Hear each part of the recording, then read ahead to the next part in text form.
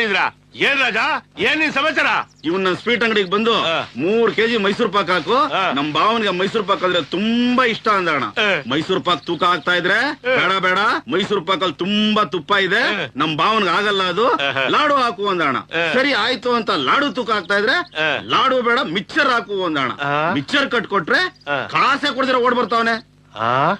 ಇವನ್ ಹೇಳ್ತಾರ ದಿಟ್ವೇನ್ಲ ಕರೆಕ್ಟ್ ಆಗಿ ಹೇಳವನೆ. ಮರ್ವಾದಿಂದ ಕಾಸು ಕೊಡ್ಲಾ ಬಾವಾ, ನಾನು ಅವನ ಅಂಗಡಿಗೆ ಹೋಗಿ ಮೈಸೂರು ಪಾಕ್ ಕೇಳದ್ನ. ಮೈಸೂರು ಪಾಕಲ್ಲಿ ತುಪ್ಪ ಜಾಸ್ತಿ ಇರುತ್ತೆ, ತಿಂದ್ರೆ ನೀ ನೆಗದು ಬಿದ್ದೋಗ್ತಿ ಅಂತ ಲಾಡು ಕೇಳದ್ನ. ಲಾಡು ಯಾಕೋ ಬೇಜಾರಾಯ್ತು, ಅದಕ್ಕೆ ಮಿಕ್ಸರ್ ಕಟ್ಸ್ಕೊಂಡೆ ಬಂದೆ. ಮಿಕ್ಸರ್ ಕಾಸು ಕೊಡ್ಲಾ? ನೀನ್ ಒಳ್ಳೆ ಚಿಕ್ಕ ಮಕ್ಕಳ ತರ ಮಾತಾಡ್ತೀಯಲ್ಲ ಬಾಬಾ, ಬುದ್ಧಿ ಇಲ್ದಾರ ಒಂಥರ. ರಾಜಣ್ಣ, ಈ ನನ್ ಮಗನ ಹೆಂಗ್ ಲಾಕ್ ಮಾಡ್ಕೊಂಡು ದುಡ್ಡು ಸುಲಿ ಮಾಡಿ ನೀನ್ ಕೊಡ್ಬೇಕು ಅಂತ ನನಗ್ ಚೆನ್ನಾಗ್ ಗೊತ್ತದೆ. ಸುಮ್ಕಿರು, ನಾನಿನ್ ದಡ್ಡ.